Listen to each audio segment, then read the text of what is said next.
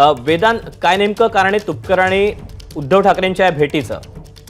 दीपक, ज्या प्रकारे सूत्रांनी माहिती दिली आहे त्यामध्ये रविकांत तुपकर आणि उद्धव ठाकरे यांच्यामध्ये काल भेट झाली. आपल्याला माहिती आहे की रविकांत तुपकर यांनी लोकसभा निवडणूक बुलढाणा मतदारसंघातून लढवली होती आणि अपक्ष म्हणून ही निवडणूक लढत असताना त्यांचा पराभव जरी झाला असला तरी 2.5 लाख मतं त्यांनी घेतली होती आणि त्यामुळेच आगामी विधानसभा निवडणुकीत कुठल्याही प्रकारचं डॅमेज किंवा नुकसान महाविकास आघाडीला होऊ नये त्यासाठी उद्धव ठाकरे यांनी रविकांत तुपकर यांना बोलवलं होतं. त्यांची भेट घेतली आणि रविकांत तुपकर हे बुलढाणा विधानसभा मतदारसंघातून महाविकास आघाडीकडून निवडणूक लढवण्याची शक्यता सुद्धा वर्तवली जात आहे. त्याशिवाय ते महाराष्ट्र दौरा करत आहेत ज्यामध्ये 25 जागा लढण्याची तयारी सुद्धा रविकांत तुपकर यांनी दर्शवली आहे आणि या सगळ्या संदर्भातच उद्धव ठाकरेंसोबत त्यांची चर्चा झाल्याचं सांगण्यात येत आहे.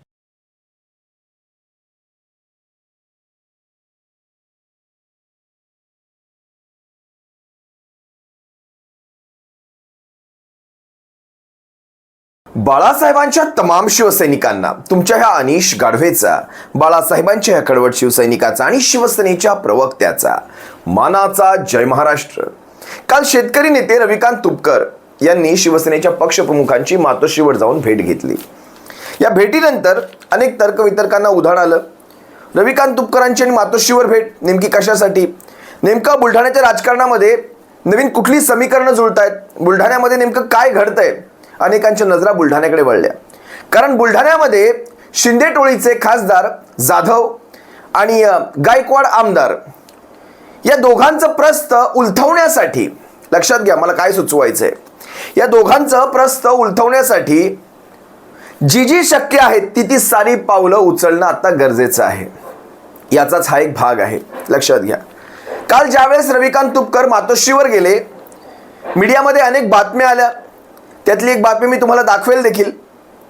पण लक्षात घ्या शिवसैनिकांनो, आज बऱ्याच शिवसैनिकांच्या मनामध्ये एक संभ्रम आहे, बऱ्याच शिवसैनिकांच्या मनामध्ये एक राग आहे आणि तो राग स्वाभाविक आहे. त्याला काय म्हणतात हिंदीमध्ये? लाजमी है. तो राग स्वाभाविक आहे. आज रविकांत तुपकर मातोश्रीवर आलेत. हेच रविकांत तुपकर जर लोकसभेच्या अगोदर मातोश्रीवर जर आले असते, समझोते झाले असते रविकांत तुपकरांचे, तर कदाचित आज महाराष्ट्राच्या लोकसभेच्या जागांमधनं, म्हणजे महाराष्ट्राच्या शिवसेनेच्या वाटेच्या लोकसभेच्या जागांमधनं आज 2 खासदारांची भर पडली असती. 2 खासदारांची. म्हणजे आज जे शिवसेनेचे खासदार 9 ते 10 वर आहेत ते 12 वर गेले असते. कसं? लक्षात घ्या. बुलढाणा लोकसभा आपण सर्वांनी पाहिला. बुलढाणा लोकसभेमध्ये प्रतापराव जाधव जो सध्याचा यांचा केंद्रीय मंत्री आहे, ज्याला केंद्रीय मंत्रिपदाच्या म्हणजे शिंदे टोळीच्या कोट्यातनं ह्यांना केंद्रीय मंत्रिपद मिळालेलं आहे, प्रतापराव जाधवांना. त्यानंतर या प्रतापरावांना 3,49,000 मतं पडली. 3,49,000. आता दुसऱ्या क्रमांकावर शिवसेनेचे जे उमेदवार होते नरूभाऊ खेडेकर, प्राध्यापक नरूभाऊ खेडेकर, आमचे मित्र नरूभाऊ खेडेकर, एक असं व्यक्तिमत्व आहे, सुंदर व्यक्तिमत्व. खरं तर अशा व्यक्तिमत्वाला ती देशाची लोकसभा पाहणं गरजेचं होतं. ह्या प्रतापराव जाधवाला त्यांच्या गद्दारीची शिक्षा मिळणे फार गरजेचं होतं. पण झालंय कसं पहा. नरूभाऊ खेडेकरांना पडली 3,20,388 मतं, प्रतापराव जाधवाला पडली 3,49,867 मतं. या दोघांमधलं अंतर होतं 29,000. म्हणजे प्रतापरावांना नरूभाऊंपेक्षा 29,000 मतदान जास्त पडलं. आणि रविकांत तुपकरांना, जे इंडिपेंडंट, एक अपक्ष म्हणू शकता तुम्ही, अपक्ष उमेदवार.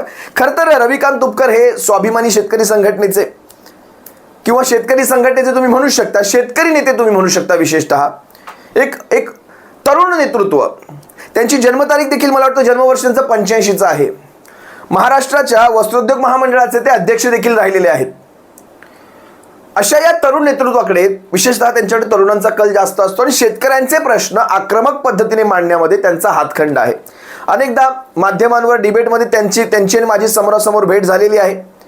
मीडियावर शेतकऱ्यांचे प्रश्न मांडत असताना बघा, लक्षात घ्या मी काय सुचवतो इथे.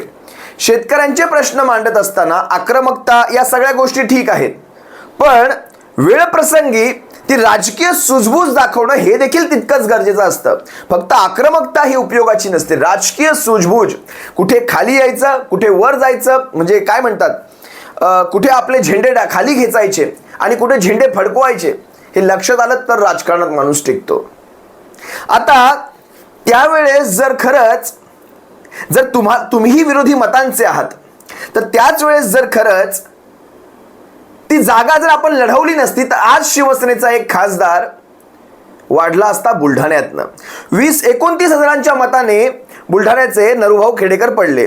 आता तिथे वंचितला देखील 98,441 मतदान झालेलं आहे. वसंतराव मगर यांना वंचितचा भाग बाजूला घ्या. वंचितचा तसा आपण थेट काही त्याच्याविषयी आपण भाष्य करू शकत नाही, वंचितला बाजूला ठेवू. रविकांत तुपकर यांना 2,49,963 म्हणजे 2.5 लाख मतं पडली असं बघा. 2.5 लाखाचं मतदान काही थोडं मतदान नाही त्यांना, म्हणजे त्यांचा कुठेही स्वतःचा एक दबदबा होता, ही गोष्ट मान्य करावी लागेल. पण तरी देखील गोष्टी कुठेतरी भविष्यातल्या राजकारणाच्या हिशोबाने जुळायला हव्या होत्या. तसंच दुसरं उदाहरण, तुम्ही म्हणाल दुसरी खासदारकी नेमकी कुठली, तर दुसरी खासदारकी ही हातकणंगलेची आहे, सत्यजित पाटलांच्या इथली. आता हातकणंगलेमध्ये तुम्ही पहा, धैर्यशील माने म्हणजे शिंदे टोळीचे मला वाटतं 13 पैकी 4च खासदार पुन्हा लोकसभा पाहू शकले.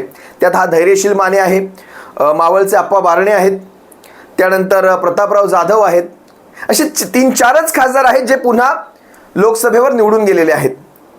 आता धैर्यशील मानेंना मतदान झालं 5,20,190चं हातकणंगलेमधनं.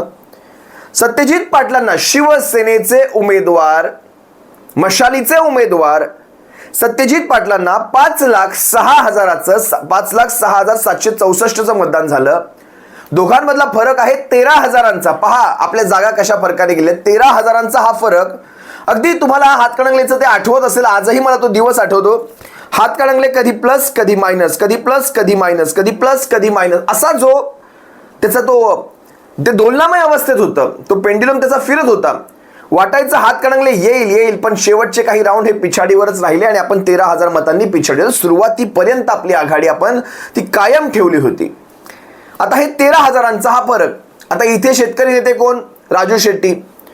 आता खरंच रविकांत तुपकरांनी जर इथे पाठिंबा जाहीर केला असता, जसं बुलढाण्यात केला असता किंवा इथे केला असता, दोन्ही ठिकाणी केला असता, तर 2 शिवसेनेचे खासदार त्यावेळेस निवडून आले असते. लक्षात घ्या. आज आपल्याला तर मागे काय घडलं या गोष्टी विसरून चालता कामा नयेत, कारण त्याच्यावरच भविष्यातलं राजकारण असतं. पण लक्षात घ्या, आज याच्यातून बाहेर येऊन भविष्यामध्ये होऊ घातलेल्या विधानसभेच्या निवडणुकांमध्ये शिवसेनेच्या उमेदवारांना भविष्यात कुठे कुठे फटका पडू शकतो. थोडक्या अंतराने जसं लोकसभेमध्ये झालं.